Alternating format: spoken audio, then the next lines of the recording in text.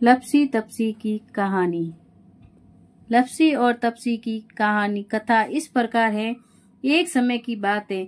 लप्सी और तप्सी नाम के दो भाई थे, जिसमें तप्सी हमेशा भगवान की तपस्या में लीन रहता था और वही उसका भाई लप्सी प्रत्येक दिन सवा सेर की लापसी बनाकर भगवान को भोग लगाता, फिर भोजन करता था।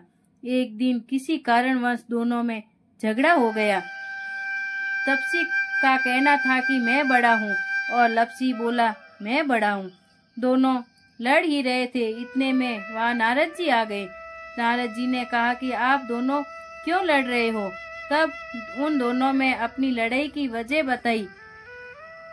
दोनों ने नारद जी से पूछा कि आप ही बताइए, हम में से कौन बड़ा है?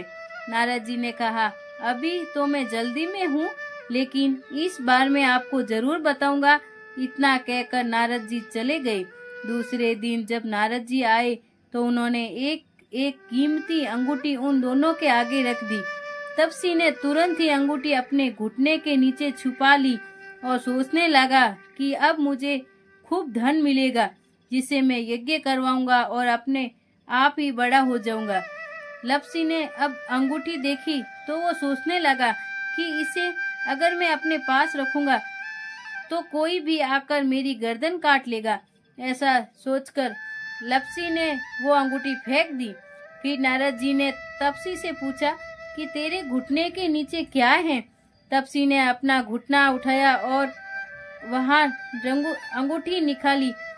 तब नारद जी ने कहा कि इतना भजन भाव करने के बाद भी तेरे मन में लालच है, इसीलिए तेरे से तो लप्सी ही बड़ा है और अब तुम्हें तुम्हारी तपस्या का भी फल नहीं मिलेगा।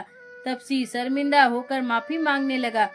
तब तप्सी बोला, नारद देव जी, मेरी ये आदत कैसे छूटेगी और मेरा पाप कैसे उतरेगा? इसका कोई उपाय बताइए। तो नारद जी ने कहा कि कार्तिक महीने में जो कहानी स्त्रियां कार्तिक व्रत रखेगी और अगर वे तुम्हें अपना पुण्य देगी तब पाप उतरेगा। तप्सी ने कहा कि कोई स्त्री मुझे अपना फल क्यों देगी? तब नारद जी ने कहा कि अगर कोई गाय और कुत्ते की रोटी नहीं बनाएगा तो फल तुझे मिलेगा। अगर कोई व्यक्ति किसी ब्राह्मण को भोजन कराकर बिना दक्षिणा के ही उसको विदा कर देगा तो उसे उसका फल मिलेगा।